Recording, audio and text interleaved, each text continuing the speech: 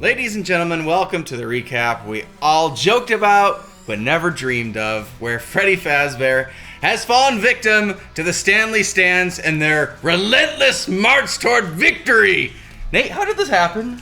I don't know. I think we underestimated maybe how many fans Stanley actually has. I feel like there's also a part of this, though, where people are like, FNAF is already in the Hall of Fame. A lot of people assumed FNAF would just win, so they voted for other musicals that they liked because they didn't think it was ever in danger of... Like a shoo-in. Yeah, they as a shoo-in. They didn't think it was in danger of losing. I feel like the fans actually created sort of a boogeyman for themselves, and the threat of Web of Lies winning was more intimidating than the reality. Well, the three finalists are Keep Talking and Nobody Explodes, Phasmophobia the Musical, and A Proper End, a Stanley Parable song, as we just said. I'm really excited about this top three. None of the three I would have said were in the end at the beginning of this are here now.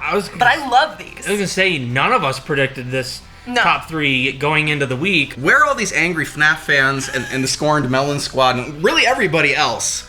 Which of these three finalists are they going to rally around? I mean, I'm really hoping that there's not actually angry fans on the other side. Oh, they of are. this. They're angry. I'm hoping it's super mad. mild. I don't know. I think it depends on what they liked about each of those things.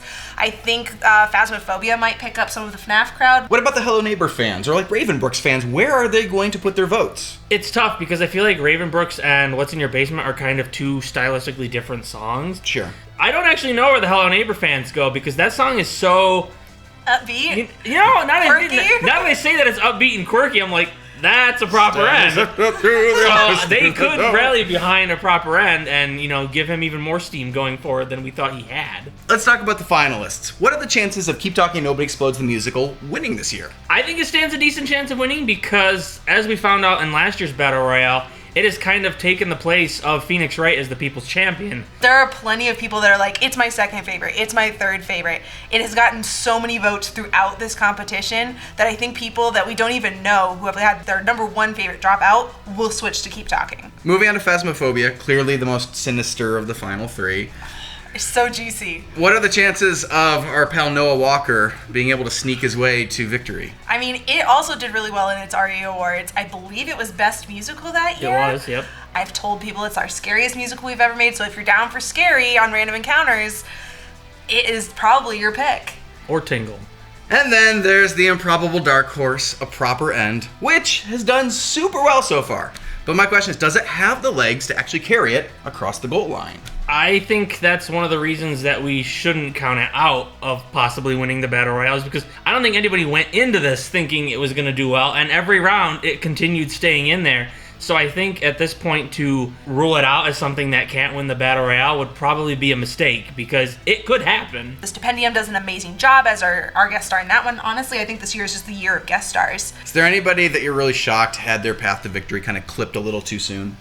Besides Web of Lies? I mean, I think the same way that Stanley Parable has surprised us this year, Ravenbrooks also surprised us this year in making it through so many rounds for being such a new musical. Honestly, I would say Cuphead, because I think Cuphead was performing generally strong.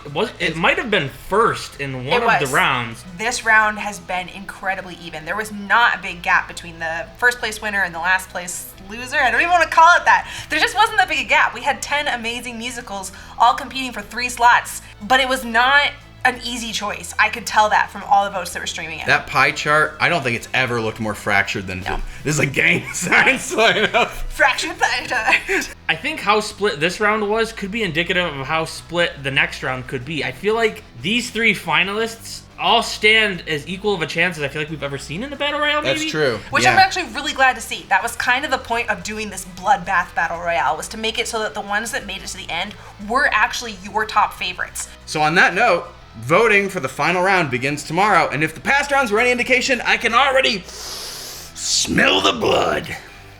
We'll see you with the results at our final recap during our birthday live stream on June 7th. Beard salute. Ooh.